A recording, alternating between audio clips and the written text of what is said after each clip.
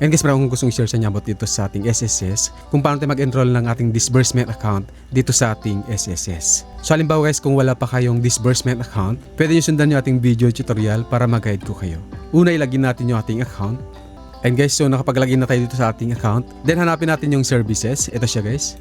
Then click natin yung disbursement account.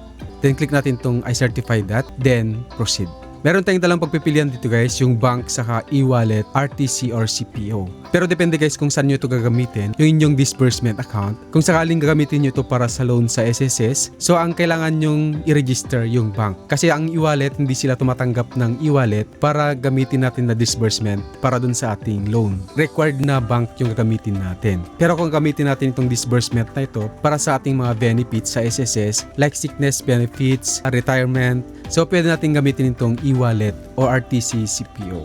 So ang example natin dito guys, yung bank. Select bank, piliin natin kung ano yung bangko na i-register natin. Actually lahat ng bangko na sa Pilipinas nandito na po. So halimbawa piliin ko dito guys yung Asia United Bank. Then enter bank account number, then confirm bank account number. Then click natin yung next.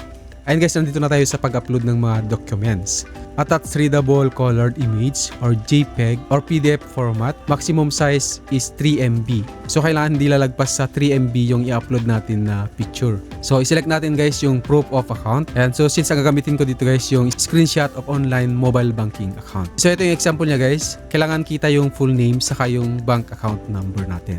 Then ID card or ID documents. Ang mga valid ID na tinatanggap nila, ito siya. Tingnan nyo lang po dyan sa screen ninyo kung mayroon kayong mga ID na ganito. Then last, selfie photo. Sa selfie photo guys, hawak natin yung mga dokumento na in-upload natin dito sa proof of account saka valid ID. So kailangan ko anong ginamit natin dito na proof of account, yun din po yung hawakan natin dito. Ganon din dito sa valid ID na in-upload natin dito. And after natin ma-upload guys, click natin yung next. Kindly review carefully the information that has been provided. I-review natin maigi ito. Then basahin natin to guys, yung I certified that. So check natin kapag nabasa na natin. Then click natin yung enroll to sa bandang baba. You have successfully enrolled your bank account details to SSS.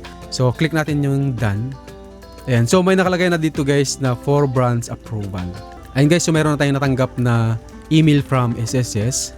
You have enrolled Asia United Bank as your disbursement account with account number. Please take note of your transaction details below. You receive another email notification on the status of your disbursement account, enrollment upon evaluation of your uploaded supporting documents. Ayun guys, ganun yung pag-enroll ng ating disbursement account dito sa ating SSS. Maraming salamat guys. See you next time. Bye-bye. God bless.